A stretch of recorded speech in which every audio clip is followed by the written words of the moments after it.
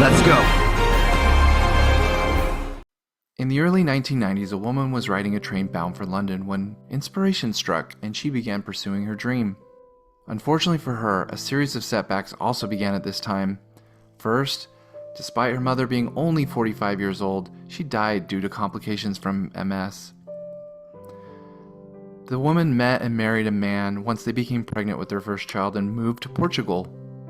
Unfortunately, that child was lost to miscarriage. However, shortly after, they did welcome their first daughter. Life in Portugal became very difficult once the husband began physically abusing her. She stayed with him up until the time he struck her so hard across the face that she flew across the room. She took her daughter back to her home country. Once in her home country, life became very difficult. Food was difficult to find, and depression set in. Terrible misfortune followed. However, this woman did have one source of inspiration and hope, something that helped her through this time. A manuscript she began typing on that train ride to London those years prior. This woman took this manuscript from publisher to publisher, getting rejection at every stop until finally a publisher named Bloomsbury agreed to publish her book. The manuscript was Harry Potter and the Philosopher's Stone. The woman was Joanne J.K. Rowling, who eventually sold more than 450 million copies of that book. This manuscript, her writing, and this story is a reflection of a process that us as gamers know all too well. In our game experiences, we frequently encounter situations like this where games help us through tough times. Those times that a game is much more than a cartridge or a disc, but something that helps us to endure through a troubling time or stressful time in our lives. So this had Gavel and myself wondering, when is a game more than a game? This is Lessons from Gaming, or LFG. I'm ZeffEpics, Zeff for short. So hey everyone, I'm Gavel, Gav. You can call me that if you want. LFG is where we explore the real-life lessons we glean from the games that we play on the screen. So a spoiler warning, we want to always make sure we're keeping spoilers in mind, so as always we will try to avoid spoilers, but our lessons may reference a few. Today we plan on talking about Breath of the Wild and Xenoblade Chronicles 2. If you're sensitive to spoilers for these games, you may want to skip ahead when we start discussing them. We will do our best to give warnings, but we can't promise perfection, so be warned. Remember, only you can prevent spoiler sadness. To start off a little bit more about my experience, and then I'd love to hear from you, Gab. Quick summary about me. I played games all throughout my childhood, and it was all the way up until about 2009 when I met my wife. School, work, family, everything filled my plate, so I ended up taking a complete hiatus from gaming. You fast forward to 2018, the appeal of the brand new system, the Nintendo Switch, had come out, and descriptions from a coworker friend about the newest Zelda game caused me to finally break my 9-year hiatus from games. Shortly after starting to play, I was interrupted from my work from home to the intense sound of my 18-year-old crying. I heard my wife sweep her up and run to our bedroom. A few minutes later, my wife frantically knocked on our door saying that we needed to go to the hospital. I was so confused. Our daughter had been sitting in her high chair eating, while my wife, who was also in the kitchen and only a few feet away, had her back only turned for a few seconds. Unfortunately, our daughter had wriggled out of the straps and was standing in her high chair right as my wife turned around. My wife was frantically running towards the high chair, but didn't make it in time, and our daughter tragically fell to the floor, striking on the ground and causing a traumatic brain injury. What followed was 3 weeks in the pediatric intensive care unit, with our sweet daughter being forced to stay only on her left side to keep the CSV, or spinal fluid, from leaking out of her ear from the light fracture in her skull. We had a plan. The plan was for my wife to come in and relieve me on the weekend so that I could go back to work from home. So in our first weekend, my wife awoke me only hours after our very first swap in our home and said, "You need to get back to the hospital. I've been diagnosed with a high-grade fever and I'm unable to go back to the hospital." So I woke up, I went back into the hospital, and then later that day, my son got so sick that both her and my son had to go to the other hospital on the other side of town. So this was a time in my life where I was the only person in my family in the hospital by choice. I had to spend 3 weeks in PQ, which, to put it lightly, were awful. Keep in mind, this is PQ. I remember waking up to cries of several families mourning losses that I didn't know if I was going to be one of them. I remember one time walking to a break room and just seeing families huddled around these little small beds, everybody hugging each other and crying and weeping. It's truly an awful place to be. And the doctors and all the hospital staff are wonderful, of course, but it is not a place that you want to be in. I know that my constant worry and concern for my daughter never really subsided, and I was filled with fatigue. I'm a very tall person, about 6'3". Well, I am 6'3", and I was sleeping on a bench, essentially, that was about 3/4 of my size, and the intrusive thoughts and awful just took over my entire psyche. There was one glimmer of hope during this time for me, one spotlight, and honestly, it was a necessary distraction that helped me get through all the waiting and worrying during definitely the most challenging and emotionally draining time of my life. And that was my very first playthrough of the first game I had owned since I stopped playing games for 9 years, which was Breath of the Wild. I was hardly sleeping as it was. Anyone that has ever been into a hospital knows that sleeping at a hospital is nearly impossible. You're constantly interrupted. There's the worry about your family members and what's going on. But for me, whether I was shield surfing down the Hebra Mountains, horseback riding in the Akala Highlands in the rain, climbing large desert statues in Gerudo, or chasing down dragons in Eldin, Lake Hylia, or Farron, it was the only solace I had from completely losing my mind and keeping any pieces of my life together. There were many memorable single moments in that game for me, but for me, it was always about the overall experience. I was, even if just for a few minutes at a time, able to center my mind around this wonderful, beautiful world of exploration and wonder. Those moments of flying around in the paraglider, free and carefree, even for just a few seconds, was the necessary reprieve that I needed to keep my sanity. And that's why, for me, when I think about a game that was more than a game to me, I think of Breath of the Wild. And I just, there's a really good chance that they'll never hear it. But if I ever met like Eiji Aonuma or Hidemaru Fubiashi or the entire team at Nintendo, I would just want to tell them how much that game helped me in literally the worst time of my life.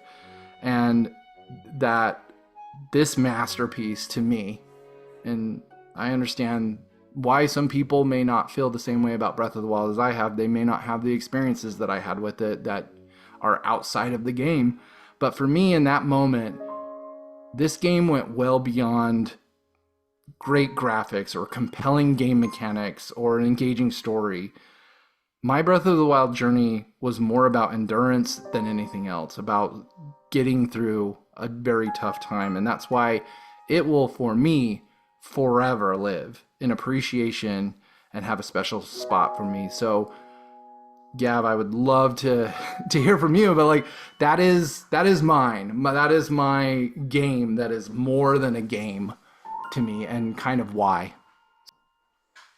Wow. Thank you so much, Zeff, for sharing that very deep story with us. Just to get this out into the air, is your daughter now okay? Oh yeah, so she's got some setbacks. Her hearing on the side that she fell, they couldn't see it, at the time. The bones were kind of like so little that even in x-rays they didn't know, and so we didn't know. but she actually was they told us when she was 4 that she was going to be deaf.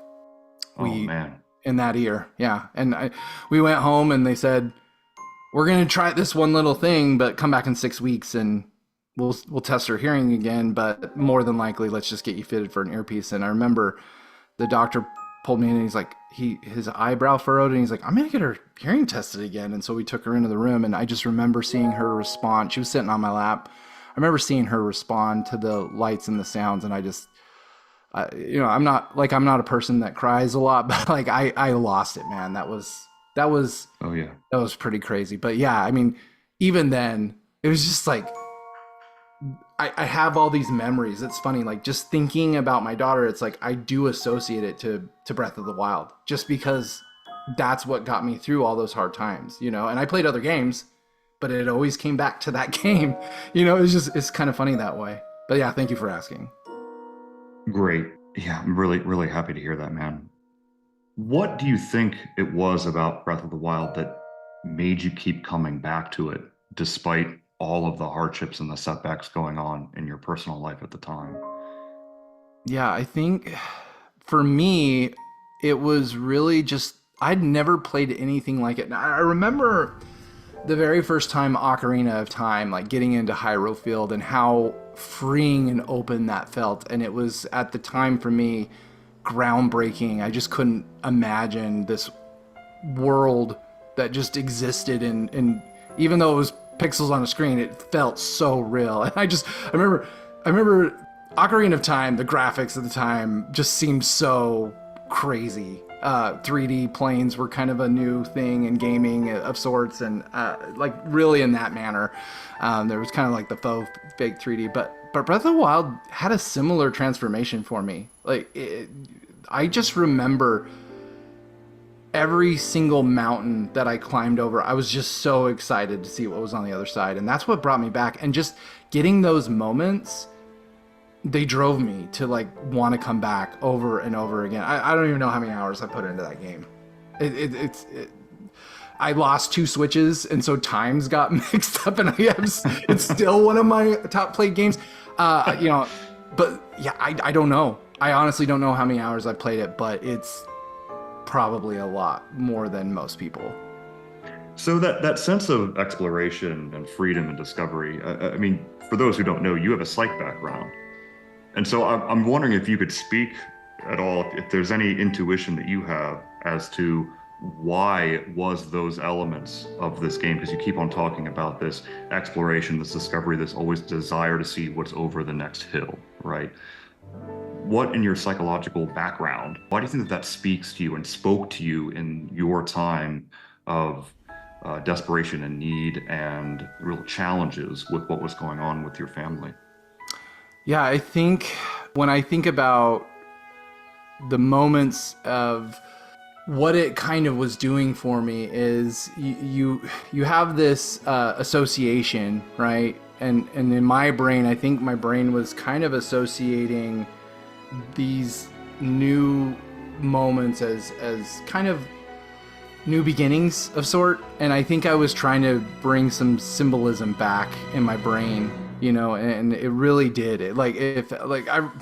It's such a dumb thing, but I remember one of the big memories I have in the hospital was I was really tired, and I feel like I was just looking at mundane hospital walls, right? And I was getting hospital walls are very, very sterile and they're very, very boring. And of course, I can't just like go outside and leave my daughter, who I'm supposed to be watching her, because she literally cannot turn, right? Like if she turns, the liquid that they are trying to keep in her skull leaks out of her ear. So like I'm supposed to be in there to watch, to make sure that they kind of had to sedate her a little bit, and they had to kind of strap her in so that she couldn't turn her body. And I just felt so bad for her. Like imagine being forced to lay on your side for 3 weeks. It's just, I felt so bad for her. But like I felt trapped, and so I think in my brain I was like experiencing some like disassociative. I needed something to be somewhere else. And I remember I mentioned riding my horse in Akala in the rain. I remember if I was ever in that eastern part of the map, if I saw that it was nighttime and the sunrise was going to be soon, and I was close to that beach down there, you're gonna have to help me out. What's the name of the beach? Starts with an L. Oh, yeah. Now you're testing me. Yes, I know what beach you're talking Yeah, about. the beach. The beach that starts with L. I forget. It'll come to me at some point. But I remember sprinting with my horse down there just to watch the sunrise, and it was weird. I'm in a hospital. It sounds so silly if I were to explain it to somebody that doesn't understand those moments in games.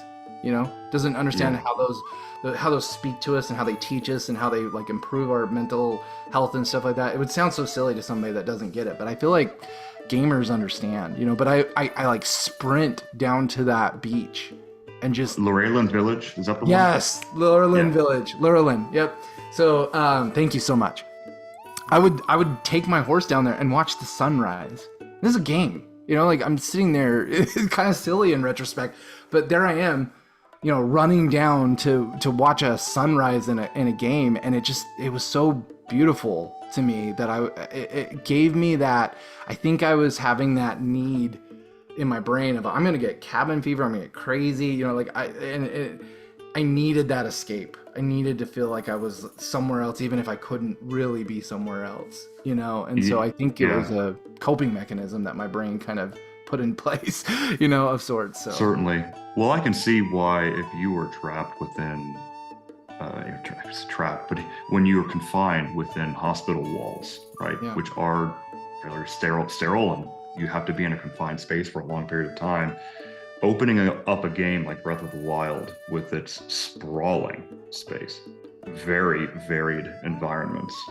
You go to Akala, right, where it's sort of this eternal fall, and you have these beautiful trees, and then you have the beaches, and then you have Death Mountain, right, which is fiery, and then you have Zora's Domain, which is this watery paradise. Yeah, and that's just half the map, and then you go to the Gerudo village, right, Gerudo town, and all of it is so varied and very different and sprawling and massive and expansive. How that would be a medicine, if you will, for the confines that you were in at the moment. Yeah, well put. So, and I would love, and I definitely want to hear, our games this week is really interesting because we both played Breath of the Wild. I was explaining to you, I haven't played your game to the end, and I want to hear from yours, and I definitely want to hear your story when a game was more than a game. But before you do that, tell me a little bit about your Breath of the Wild experience. I know some people, it's funny that it's kind of a polarizing game in some regards. Like some people like me were the Kool-Aid drinkers. Tears of the Kingdom, Breath of the Wild are like the top of the top in the series. It spoke to me in those ways, and I think it's partly for what we're talking about today. It was an escape. It was more than a game for me, right? So for me, I didn't care that it didn't follow all the Zelda conventions. That didn't matter to me.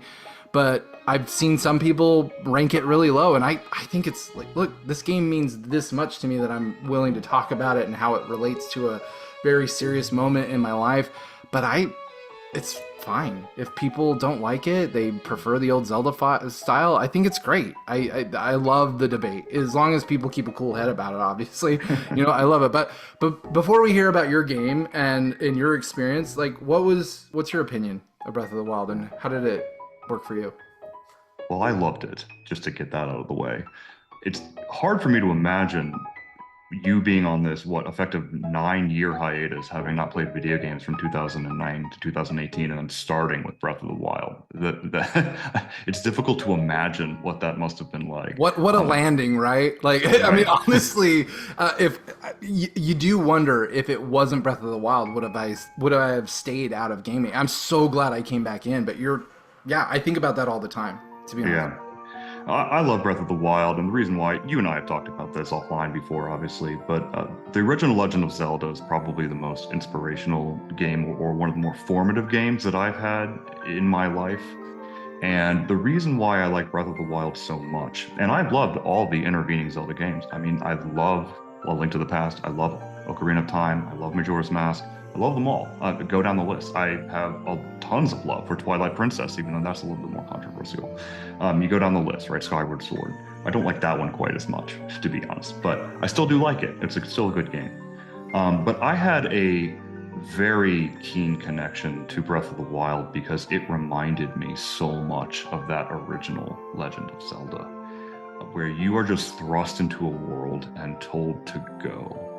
And it's that sense of exploration and discovery in that game that made me feel like I was playing an evolution of where the game had really, where that series had really truly started back in 1986, at least in North America or whatever. That's something that I didn't know that I had lost that, because again, I loved the other intervening games. I didn't know that I had been yearning for that, but when I played Breath of the Wild, it became very clear to me very quickly that, oh boy, I had missed that. I had missed that experience. I just think that they nailed it. Is it, perfect? No, and if people don't like it, that's perfectly fine. No qualms there. But just on a personal level, it meant a lot to me on that basis, because it reminded me so much of what got me into gaming to begin with. It's funny because I actually made a similar point this week. Somebody was talking to me about how they felt like it strayed too far from the Zelda formula, and I made the exact argument. I think this is why you and I, when we talk about this stuff, we find so many commonalities, and it's great. But I was making the exact same point. I said, actually, I feel like the progression model where you have to do things in a certain order, and you gather tools that you have to use for the next dungeon, so like that. I said that was actually the stray from the original format. The original format, they just plopped you in the world, and you could go any direction. And I think I made that same point, is that what is the qualities that we could probably have a show on, like what are the qualities of a Zelda game. We could probably talk about it for 2 hours, but my point is, right, what makes a Final Fantasy, right? Exactly. Like you could talk about the age-old Twitter debate. Exactly. So look, as I said, the reason why I started with the story about J.K. Rowling is she used her writing to get through a tough time. Gamers, we use games sometimes, or we use things like writing. Like we all use something to help us. So it doesn't have to be a setback or a challenge or a tough time that when a game was more than a game. But when we proposed this question to each other and we decided to talk about it, I really fixated on, I think for me, a game becomes more of a game when I've had to get through a setback or a challenge or a trial. That's when I consider a game more than a game. But some people, it's totally different. So I am super interested. I'm going to turn it over to you. I want to hear from you. What game did you pick? Was it similar? Was it helping you get through something or whatever? But I'm gonna let you tell about your experience. Sure, absolutely. I really thought that this was a very interesting question that you had proposed today. When is a game more than a game? And one of the items that we've been exploring today is when it helps you through a tough time in your life. And I think another related topic is when it gives you something to look forward to. And one such time for me was in the years of 2017 to 2018. I had just returned from my law firm, back from my clerkship. I had been working for a judge. I returned to a law firm, and I was put on one of my first decently big cases. It was about a $200 million case. Certainly not my biggest one, but not chump change. And we were going up against some aggressive New York Ivy trained lawyers, and they put us to work. We were putting them to work too. We gave as good as we got, but it was a tough time all around. I was working around the clock, and all that I had time to do was to take my oldest daughter to school, eat dinner with my wife and 2 kids at the time when I got back home, and work. And that was it. I had no time for games. I had no time for anything else, really. And it was sad, at least at the time, because I was really enjoying a particular game. And anyone who has followed me knows I talk about this game from time to time, and that game was Xenoblade Chronicles 2. And I had gotten about 5 or 6 chapters into the game and really getting into some of the meaty parts of the plot before having to pause it. But I still really wanted to play despite not having any time to do so. And so what I did is I started developing just haphazardly this routine where I would start watching the game's cutscenes at night, every night as I went to sleep. It wasn't much time. I mean, we're only talking about 10 to 20 minutes. I would often fall asleep 5 minutes into it and have to return the next day trying to figure out and reverse engineer where I had fallen asleep from the last line that I had heard. But that's what I started doing. And I started getting into this habit, and it got to a point where it almost became sort of a religious habit, where it was something that I did day after day, night after night. I would work all day. I would exhaust my dad and husband duties throughout the day. And once those were done, I would work until some ungodly hour in the night, or usually in the morning. And then I would get up into bed, put in my AirPods, and put on Xenoblade Chronicles 2 cutscenes. And I did that again and again and again for months on end, every night, until I finished the game, at least watching it. And then I kept doing it. And I finished the game again and again and again. And then I started watching the chapters out of order. And then I started watching the scenes in any order that I wanted. And after a while, it became obvious to me that this was happening. It became an extreme habit. And I started to ask why. And the simple reason, obviously, was that it was giving me something to look forward to every single day. That's the easiest sort of low-hanging fruit answer. It was 10 or 20 minutes that I had of personal time to just take my mind off the grind and get my gaming fix. And yes, I mean, I was obviously getting other fulfillment from my family, my daughters, my wife. That was obviously going on as well. But this was really the only time. This was keenly done in my routine, that I would have this set little time where I could forget about all the worries of family and forget about the worries of work and just devote myself to this fictional world, these fictional characters, this story for 10 to 20 minutes, if that, every night. And it became something that I would look forward to. But then I started thinking, well, why? Why was this happening? Why did I keep on returning to this game? Why didn't I move on? What kept bringing me back? And one mechanical reason for that is just that Xenoblade Chronicles 2 had a lot of cutscenes and spoken dialogue to it, so it really lent itself to absorbing the story that way. It was very conducive to that type of arrangement.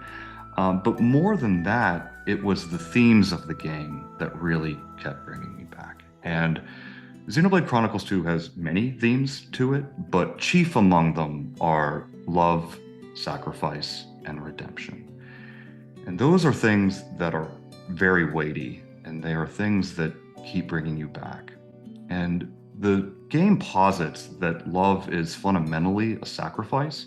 It's a type of reciprocal vulnerability, if you will. And it's something that has to be taken voluntarily, almost as a matter of faith. It's something you can't prove with a fact. It's not something that you can necessarily deduce from logic alone. It requires an article of faith, a leap of faith, but that it posits that if that is done voluntarily and done wisely, that sacrifice, when reciprocated, has the power to redeem yourself, and in so doing, redeem the world. And the game never really states it in those terms, but after watching the cutscenes again and again and again, it was clear that message was etched onto every single interaction between the core characters of that game. And it pervades every aspect of the game. Just to take a quick example, there's a time when, I'll say Pyra, a version of Pyra, quotes Amazing Grace at a very critical time in the game. Now, Amazing Grace was written in F major, which is the same key as the theme from Fonset Village, which is Rex's home, the protagonist of that game, one of the protagonists of that game, we'll say. I think Pyra and Mithra are the others. And Fonset it's also keyed to F major, and it even uses some of the same musical passages as Amazing Grace. I don't think that was a coincidence. I think that was intentional. Given everything else that's in the game, this is just one facet of it. There are other examples of musical and other intimations like this. I don't think that was coincidental. And it's something that when you play and watch the game again and again and again, these types of things become clear to you, that what it really means when you can view a game kind of backwards and forwards, and what happens at the end when you start looking at the beginning again. The illusions, the verbal illusions, the textual illusions, the musical illusions, they're all there. And, just to step back into the larger picture, I think that your story was very, very moving because it brought about this question of, when you're going through a rough time in your life, you try to find solace and meaning in the ways that life can be beautiful. And that was the word that you used. You said that I found that beauty in the world of Breath of the Wild. And your trials were deeply personal. You found that escape and that beauty in the exploration and discovery in Breath of the Wild. And my troubles, which were not nearly as concerning as yours were, I'm not trying to compare them by any means, but mine were on a professional nature, more of a professional nature. And I found that fitting, I think, because when you get down to it, those are two of the most key components of, I think, adult life. You have your family, you have your personal and family life, and then you have your professional life. And maybe other than like your health and a hobby or two, everything else is on the periphery. And you don't have time for much else, really, have a lot of time for much else. And if one of the core elements of your life is out of balance, you feel it. And something is awry, and you try to find anything that you can to recenter yourself. So for you were finding that escape, that recentering in Breath of the Wild. And for me, it was this routine that I had got into, this thing to look forward to every night, that I was returning to these very eternal themes of love and sacrifice and redemption. And that meant a lot to me in that tough time of my life. And so finding that beautiful message to me was the thing that made all the hard work worth it. I mean, obviously my wife and my kids were there, absolutely part of it. But to also get that same feeling from this other aspect of my life, this more fictional aspect from my life, really, I think, rebalanced me and gave me additional courage and the additional power to keep soldiering on. It was something to look forward to every day. But those messages about love and sacrifice and redemption, both literal and figurative, were very compelling to me. They were a medicine, like I think I said for you, they were a medicine to the trials and the hardships that I was facing every day. Getting, basically working on 3 to 4 hours of sleep for 5 months in a row. I was exhausted, both mentally and physically. And it was those types of messages and looking forward to having more of that in my life every day that really gave me the power to keep going. And Xenoblade Chronicles 2 was, again, I think a beautiful way, and the story and the ending of that game particularly, which we're not going to get into for spoiler reasons, but the ending of that game in particular, it's a beautiful ending. That's all I'm going to say. It's a beautiful ending, and it truly does deliver on the promises and the setup that it had been speaking about for 10 chapters prior. I still think the final lines of that game, final written and spoken lines of that game, are some of the most beautiful that I've actually ever seen in a video game. They're simple, but they're beautiful. And it shows how one act of love can really make all the difference in the world. And to me, that's something worth living for, that's something worth fighting for, and that is when a game is more than a game. And so with that, I think I can turn it back over to you. If you have any questions, I can answer them. I'd love to. I have a bunch, but man, I'm playing Xenoblade Chronicles 2 now. I mean, you've convinced me. So well done. First of all, I am its hype man. So since you asked about mine, some of the details of mine, I wrote it down immediately. So did you win the case? You brought up the case with the high power deterrent. Did you win it, or what came out of it? Yeah, we won. See? Okay, so we indeed won. Those of you who don't know Gav, he's extremely humble, but he's also brilliant, and you heard it in his descriptions there. And it's erroneous on both counts. No, that's not even true. But like, I wanted to point out a couple similarities, and then I have a couple questions for you. But like, I just thought it was interesting how we both spoke to how life interrupted our ability to play games. Like you and I are both, you know, we're busy professionals. We have large families. We have both of us have 4 kids.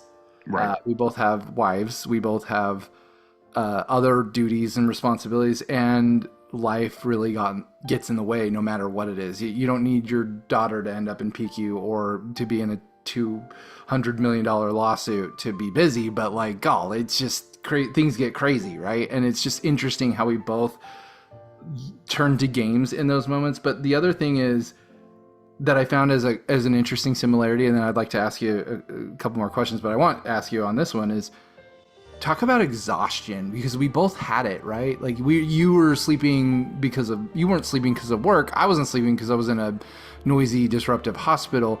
But man, exhaustion, how does that play into that feeling of a game being more than a game, do you think? What are your thoughts on that? Yeah, similar to you, man. I really think that the reason why I loved having this routine that I would get into is because it always gave me a light at the end of the tunnel. I was physically exhausted, mentally exhausted. It was an out and out just challenge, fighting these attorneys and doing everything that we needed to do to win the case. And knowing, for me, knowing that there was even going to just be this 10 to 15 minute respite was an escape, was partially what gave me the power to soldier on, because I knew that I always had that to return to that night. And I know it sounds really weird. It might sound strange for those who don't have to, go through, something like this, or especially what you went through. Holy cow! But when you are burning the midnight oil and then some, night after night after night, and you need something to keep you going. And yeah, you have your family, you have your loved ones. Absolutely, they keep you going as well. But for me, this known, familiar, habitual act that I would go through was, again, I was using it as a medicine.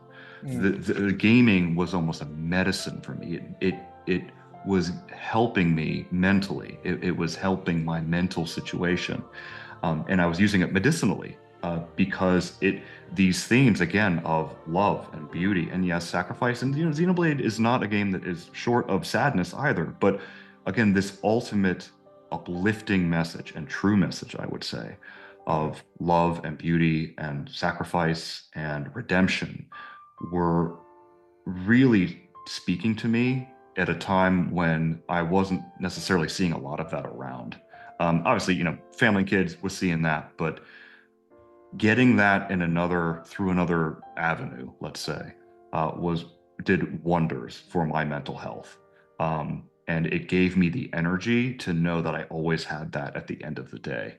I even did it the night before the jury verdict in that case, buddy.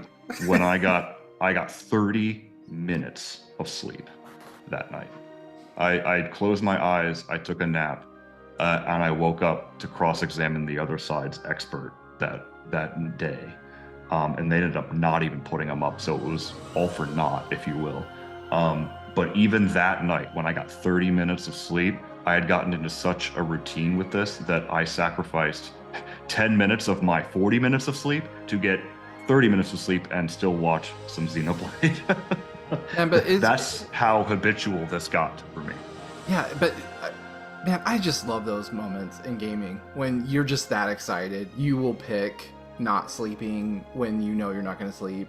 Like those moments, they're so rare, right? Well, that's like, how you know a game is great, man. I mean, yeah. and I'm not even saying that Xenoblade isn't necessarily even on that level, because it was doing something else for me. But it is to you, and that's all that matters. Yeah. Right? And because I did the same thing with Breath of the Wild. It's harder to do when you're an adult. I mean, when I was a kid, I would do this all the time. But even Breath of the Wild, I mean, there were so many nights. It's just one of these, like, I'll just do one more thing type of thing.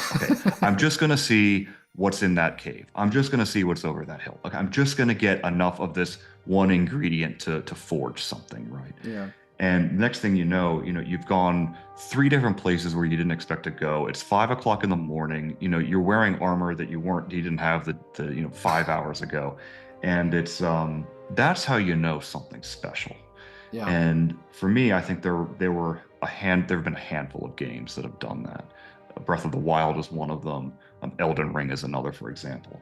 Yeah. There are games that do that, and I love playing those games. And when I think you're right, when you start making personal sacrifices to experience a game, that's how you know that it's doing something deep for Yeah, you. that's another when you know it's more than just a game, right? And Right. and there look, you spoke a lot about like the temporal benefits of it for you of the medicine, but when I was listening to your words, the in your opening, you kept using like spiritual, right? Like you were talking about, it was like almost like a religious experience. There was like articles of faith for you. It was redeeming qualities, blah blah.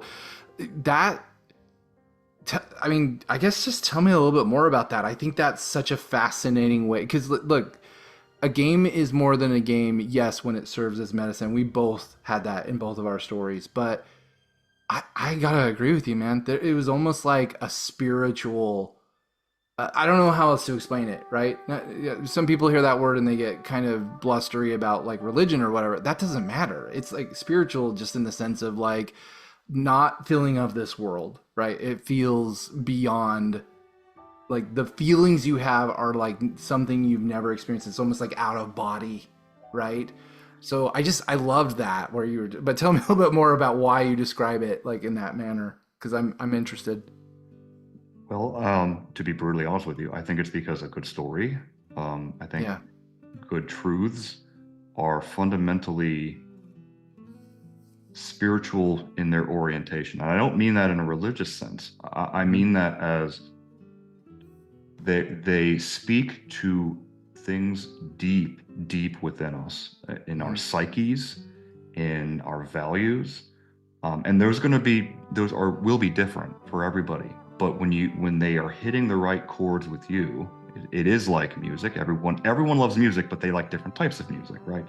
Um, Games are very similar to that, I think.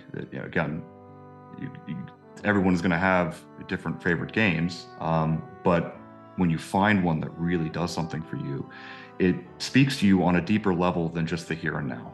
It's speaking to you on something that's more eternal, and that's the sense that I'm using spiritual in this sense that it's something that's eternal.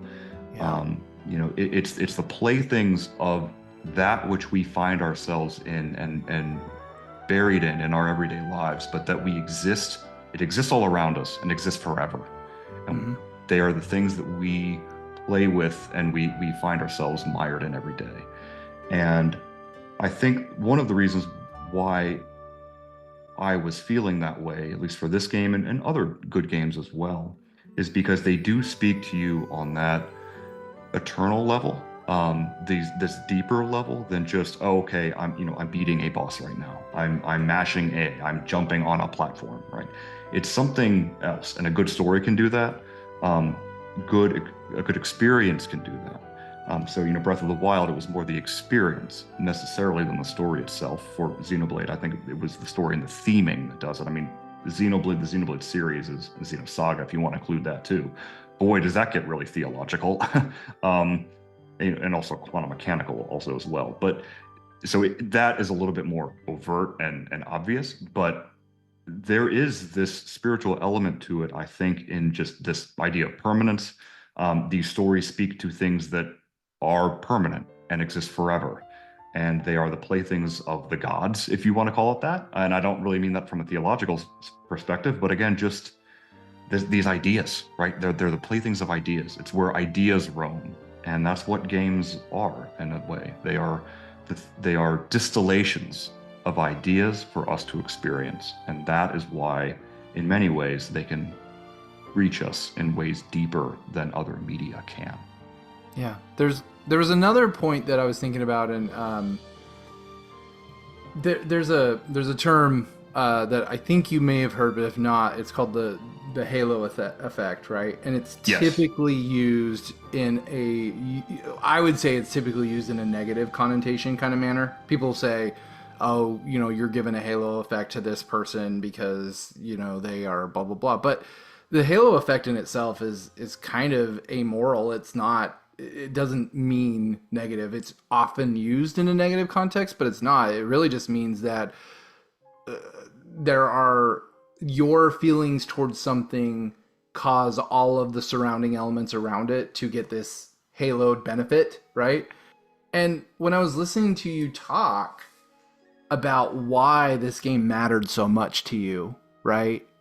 You started out with, it gave me things to look forward to, and I couldn't have enough of it. I was like eat, sleep, drinking in my thoughts. And look, man, I don't know, but it feels like to me that you almost had like a positive halo effect in your life. It was giving you hope and light and optimism and positive. It was like you were associating positive attributes to it, things that surrounded it, things that were similar to it in your life, right? Like that's almost what I feel like I'm hearing you say, but maybe I'm off on a weird soapbox here.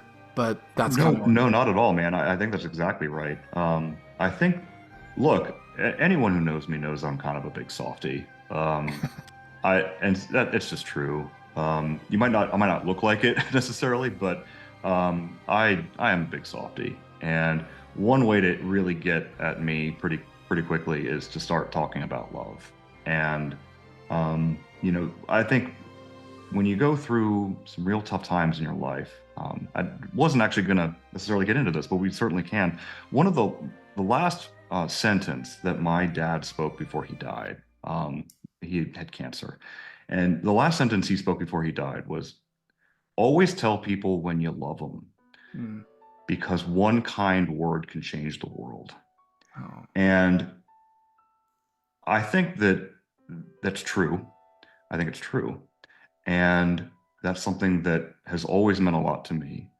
And I think that love is important. And I know it maybe sounds weird for maybe a dude to say that, but I think it's true.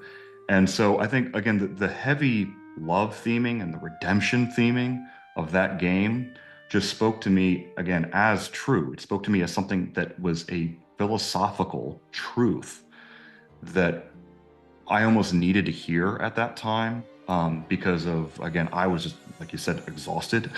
I was emotionally exhausted, mentally exhausted, physically. And that, having a game like that really spoke to me on something on a deeper level, was something that really helped me get through the day. And it's part of this Halo thing, but it was also because it was speaking my language, if you will. Yeah. And that, I think if it had been another type of game, that never would have happened. That never would have happened. It was only because of the time that I was in, and the fact that this was speaking to me in a way that harkened back to ideas and concepts of, in my own life, from my own dad, right? My own family, what I think is true, which is, why you always compliment people, right? I love dishing out compliments to people because I think people should hear more compliments during the day. And I think, that's a facet of why you love people. And that's how you show your love to people, and in one way. And so it's something that you see that, and when you have a game that kind of actually explores that idea a little bit, it really spoke to me, and it really touched me, and it was, again, speaking my language, if you will. Yeah, and look, we are.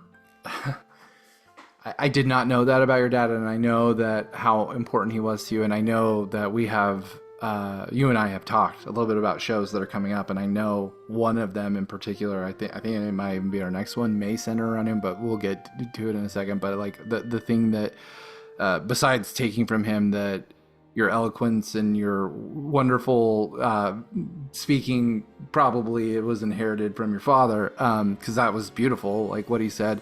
It's not hard, right? And second of all, when I say it's not hard, I'm talking about complimenting and being kind and gracious to people.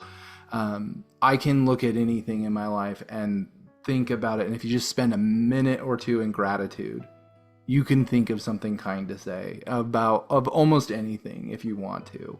And that's why games like Zelda, Breath of the Wild, and Xenoblade Chronicles 2 they help you find those deeper sense of appreciations. And look, dude, you're never gonna hear. I'm a sensei, right? I'm a sensitive guy too. I love talking about love. I love sappy love stories, all that stuff, just like anybody else. But you know, you and I both, like, I played lots of sports. We're guys. Like we still are guys, but it doesn't matter. Like, there are things that can speak to you on levels that are like beyond social norms and conventions of how you're supposed to behave, and that's what I think what we uncovered a little bit tonight. But and I think before we close, or if we close, like, the one thing that I want to ask is, I know I spoke about this, but what advice when you have a personal connection to a game, and I just so you know, I've had conversations with some people even online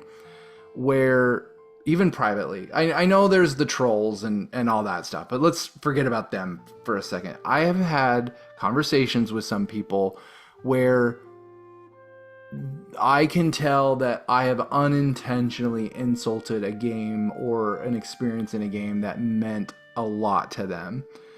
And I think you heard it from me, and I know you to know that we are okay with that. We're okay with people disagreeing. Like, if somebody tells me Breath of the Wild is the crappiest game ever made and it was the worst Zelda game, I get over it. I don't have any issue. People are entitled to believe what they want to believe. But talk to me about, like, what do you do when you hear criticisms, besides the obvious of just not reacting? But, like, talk to me about that. Like, what do you think that is that causes people to kind of handle it calmly and collectively from people that maybe internalize it too much? And what are your thoughts on how to avoid that or any of that? I'm just interested. Yeah, I just think that you have to be confident in your opinions. Yeah. I understand why people don't like Xenoblade Chronicles 2. For example, just to use that as an example, look, if you don't like if you don't like fan service, then it might not hit you the right way. And I get that. I completely get that. Like I was telling you actually before the show, I actually would say I like the game almost despite that, not because of it. And so I completely can understand that. And if people say it's a terrible game, I'm like, okay, whatever. People can have their own opinion. Doesn't bother me. I know why I like it, and I can justify why I like it. That was part of the discussion we had today. There are obviously other reasons we didn't dive into, and I'm sure same thing with Breath of the Wild for you. Someone can say, look, I would have preferred a more sort of sequential formula. Yep. I'd like to go back to the Ocarina of Time formula, and I think that, you like those games. I like those games. I wouldn't mind that at all. But there are also reasons why we like Breath of the Wild and games like Tears of the Kingdom, for example. And it's just being confident in your opinions, being able to state why, and then being able to try to analyze why people may have a different opinion, and not to get too riled up about someone having a difference. That's how I would typically handle it. Again, most criticisms, unless they're pure trolls, most criticisms are coming from some kind of kernel of truth. Yeah. And I think for a lot of people, it's just that some people tend to, it's easier for people, or it's easier for them to overlook those little kernels of truth, or it doesn't bother them for one reason or another. Maybe they're not quite attuned to it, or they just say, hey, look, I understand what you're saying. It just, to me, I see this other aspect of this game that really spoke to me on a different level, and it didn't to you, and that's fine. But I think that's how I would typically handle things like that. When you're dealing with someone in good faith and they're dealing with you in good faith, it's usually, I found it's very easy to come to those types of arrangements where you just agree to disagree. And it's really only when people get very vociferous about it and acerbic that it becomes an issue. But then you just say, okay, well, you're just being a weirdo, and I'll see you later. Yeah, like, I understand why sometimes when we're talking about a topic like we talked about today, where a game was more than a game, I certainly can understand why you internalize it. But I just love what you said about confidence, because very, very rarely is your game that is more than a game to you something that is not beloved by many other people. So just center on that 90% of those times, right? And it's just, I've had people where I've just had to kind of say, look, you know, I no, none of us knew that you had this personal connection. So if somebody said something like people that like Breath of the Wild are low intelligence, like they don't know that I have all this history with my daughter and this tragedy. Like, and I just either they're really in bad faith, and you and I talk about this all the time, right? Like either they're really in bad faith or genuinely they just have a very opinion that they haven't put a lot of thought into or whatever. Just move on. It's all good, you know. So we could probably even have a topic about that someday, about how you handle frustrations in gaming, because there's a lot of lessons and stuff like that. But yeah, I think it's just I think a lot of it too is just this Twitter type of race to the bottom. The most hyperbolic comment I can make in the quickest way possible is going to get the most reach or have the greatest effect. Neither you or I are into that. We just, that's not our, like, look, no shade to anybody that like does that for those kinds of things. We just look, me and you both talked about this, and maybe as we kind of wrap up here, like honestly, like we are busy dudes, you know. I just have no time. Well, I think that's a good point, man. I do think that's a good point. Insofar as when you have a life outside of that, then these little Twitter spats and whatever it is don't mean as much to you. Because it's like, oh well, okay, well you can have this fight. I'm gonna go and play with my 4 kids and go to my loving life, and we're gonna go out to eat, and I'm gonna forget about this in 20 seconds. Yeah. And that helps put a lot of perspective onto some of this as well. So I didn't mean to cut you off, but yeah, 100%. No, you're perfect. And like, that's why I'm saying, like, and no, look, if a person's that passionate that they want to argue it, if they're doing it respectfully, I even think that that's a good use of time, as long as they're being respectful, you know. 100%. It's that element where you assume that the person that you're talking to understands your position as you understand it, where it goes south, right? Like, a game can be more than a game to you, but to them it is a disc. It is a software installed on their PC or console, right? So for them, they don't have that connection, and that's okay. So I think there's 2 parts of this, and we've talked about this, and I know unless you want to speak a little bit more, we talked about that in future shows. We want to kind of hear from people, right? Yes, absolutely. Like, so anyone, if you stayed with us for this long, first of all, thank you. Thank you.